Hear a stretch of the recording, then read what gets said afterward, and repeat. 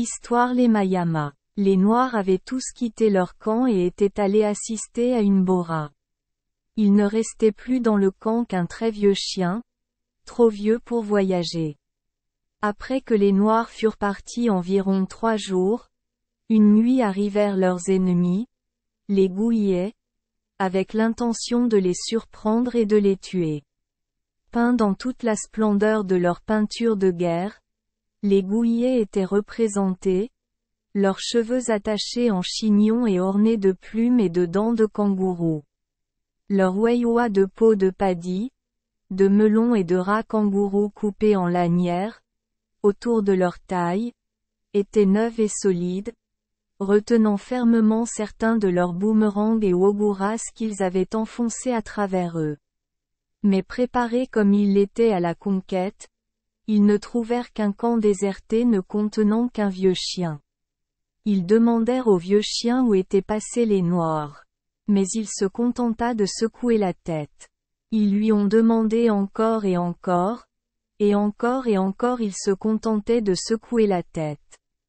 Enfin, certains Noirs levèrent leurs lances et leur mourilla ou nula, en disant, « Si vous ne nous dites pas où sont allés les Noirs, nous vous tuerons. » Alors le vieux chien parla en disant seulement, « Partis à la bora. » Et tandis qu'ils parlaient, chacun des Gouillets et tout ce qu'ils avaient avec eux furent transformés en pierre. Même les weiwa autour de leurs reins, les chignons sur leur tête et les lances dans leurs mains, même ceux-là se sont transformés en pierre. Et quand les Noirs revinrent à leur camp longtemps après, quand la bora fut terminée, et que les garçons, devenus jeunes hommes, sortirent dans la brousse pour faire leur noviciat, chacun avec son tuteur solitaire, alors aperçurent les Noirs, leurs des ennemis, les Gouillets, se tenaient autour de leur ancien camp, comme pour l'attaquer. Mais au lieu d'être des hommes de chair, ils étaient des hommes de pierre, eux, leurs armes, leurs voix et tout ce qui leur appartenait, étaient de pierre.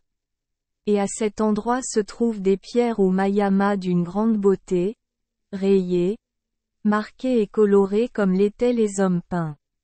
Et la place de la mayama est sur l'une des montagnes près de Bémery. Merci les enfants des Esperluette Croisillon 39. Avoir écouté des contes de fées au jour Esperluette Croisillon 39. 8.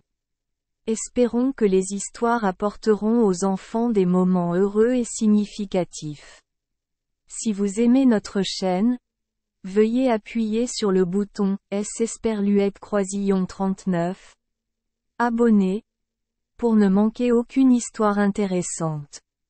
Je vous souhaite une bonne nuit de sommeil et de beaux rêves. Rendez-vous dans la prochaine histoire.